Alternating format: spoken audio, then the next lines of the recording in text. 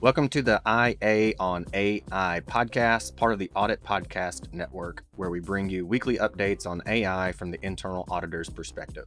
Here we go. From CIO.com, AI isn't the risk, not being able to explain it is. The article says or starts off with AI won't break the enterprise by failing. It will break trust when leaders can't explain why it made a decision they're expected to defend.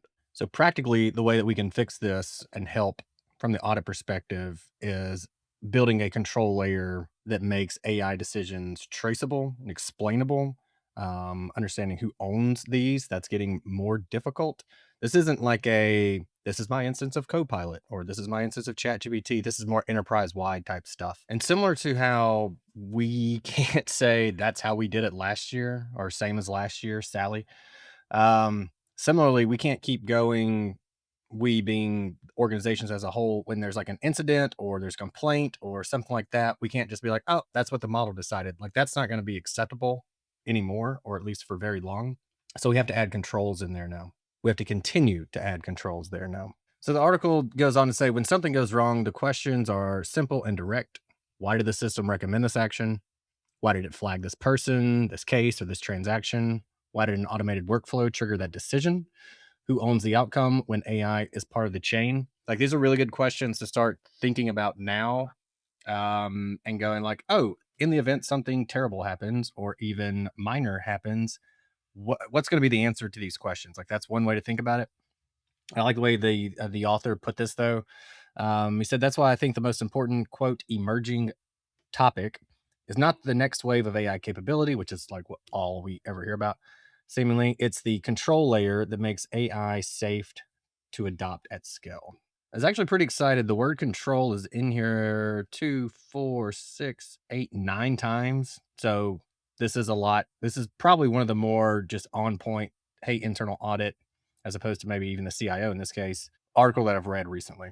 And a lot of this comes down to the idea of explainability. So basically, again, coming back to those questions that we asked earlier and being able to answer those, something is going to happen. And so we need to be able to answer those. We need to have the controls in place. Ideally, you would do it during a pilot, but that's probably unlikely because that's going to be like, well, it's a pilot. Let's just get this thing out there. And then before maybe we go into production, we can consider that. Pretty okay with that also. But we think about the specific controls to think about. It's what we refer to as traceability by default, audit trails for every material AI output or decision. So similar to any other system you have or data, you have them ranked. This one's high priority, medium, low. Who even really cares about that one?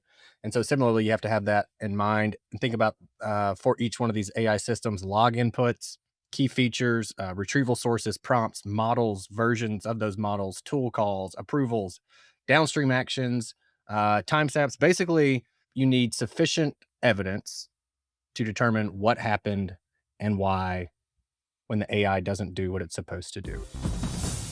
Thank you for listening, and be sure to follow the link to greenskiesanalytics.com in the show notes and schedule time to see how Green Skies can make the hype of AI a reality in your internal audit department.